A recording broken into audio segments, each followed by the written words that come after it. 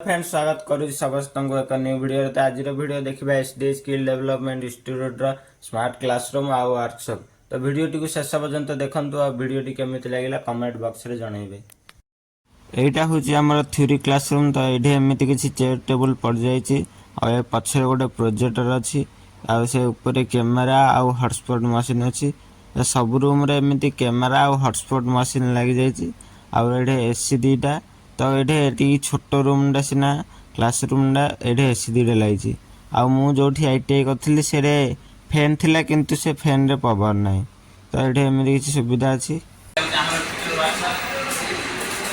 सार मान बही खाता इन्स्ट्रुमेंट माने ऑफिशियल काम रहे आमर जो दे देख लकर देखते आम कौन भी सामान हो पहुँच आमर जी जिनस आम लकर रस देखा आम कौन अच्छी वर्कशॉप देख यहाँ हूँ बेंच तीन टा बेंच वाइज अच्छे बेंच वाइज काम अच्छी गोटे जब होल्ड रखापी आम फोकस देखो ये पाइप वाइज यहाँ खाली ओनली पाइप काम अच्छी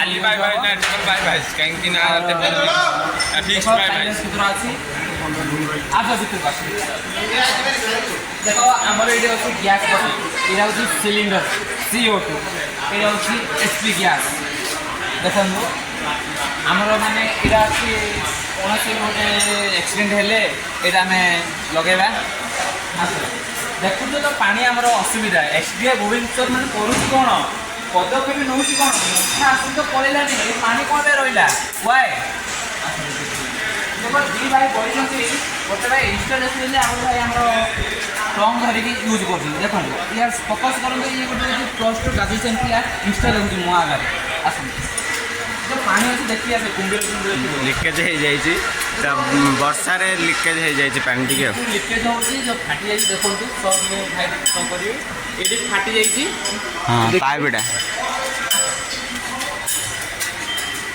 ये आम जिते गरम हुए आम ये फैनटा लगा ये फैनटा आम लक्ष्य से दिन देख ये सबकि गैस कटिंग सब किसी जिन अच्छे इक्विपमेंट अच्छे देख यहाँ हूँ गैस ट्रच यहाँ हूँ सिलिंडर यहाँ हूँ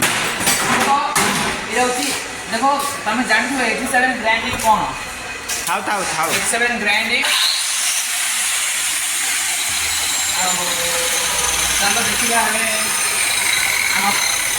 पचर कौन अच्छी कौन अच्छी एठारे भी तीनोटी बेंच वाइज अच्छी और एटा देखो आम सब रॉ मटेरियल अच्छे रॉ मटेरियल देखो आम ये देख केते प्रकार रॉ मटेरियल देखो ये अच्छी स्क्वायर बार अच्छी पाइप अच्छी राउंड बार अच्छी एंगल अच्छी देखो सब ये हूँ आम क्लास टॉपर स्टूडेंट।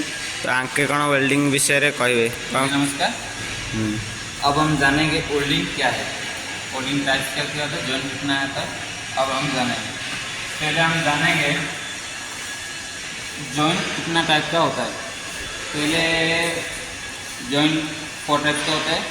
एक है टी जॉइंट लाभ जॉइंट कोर जॉइंट और कना जॉइंट होता है। और पोजीशन कितना होता है एक फ्लैट पोजीशन दूसरा हॉरिजॉन्टल पोजीशन तीसरा वर्टिकल पोजीशन और चौथा है ओवरहेड पोजीशन। आमर टी जॉइंट वेल्डिंग दिया तो टी जॉइंट एवं वेल्डिंग कराऊँच टी जॉइंट वेल्डिंग कर सारा पर आम जब को मार्किंग करके ग्राइंडिंग करावा। तो ग्राइंडिंग कर सारा थे वेब जॉइंट मारा और ये एमती किसी डायग्राम दिया टी जॉइंट वेल्डिंग रो। तो टी जॉइंट वेल्डिंग कर सारिकी आम ए पलि आसलु ग्राइंडिंग करने को। तो ग्राइंडिंग एवं कर आउ आम मार्किंग करने को जीवु। तो मार्किंग एवं देखु केमी मार्किंग कर सारा जबटा एमती किसी देखा जाउची।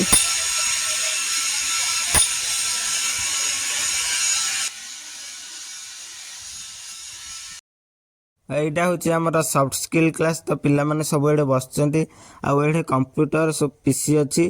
तो ये जहाँ पिला माने प्रोजेक्ट किंबा चित्र बनई देवे सब ये रहा।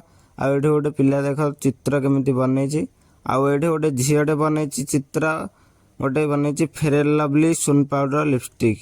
ଝିଅ ପିଲାମାନଙ୍କର ଆଉ କିଛି ପ୍ରୋଜେକ୍ଟରେ ମନ ଲାଗେନି, କିନ୍ତୁ ଫେରେନ୍ ଲଭଲି ଲିପଷ୍ଟିକ୍ ଏଇରେ ଆଘେ। ଏଠି ଦେଖ ଗୋଟେ ପିଲାଟେ ବନେଇଛି ସବୁ ଏଠି ଫଟୋ ଲଗେଇ ଗ୍ରୁପ୍ ଫଟୋ, ତ ଯେଉଁ ବ୍ୟାଚ୍ ପିଲା ଫଟୋ ଗ୍ରୁପ୍ ଫଟୋ ଦେବେ ତ ସମସ୍ତଙ୍କର ଏଠି ଲାଗିବ।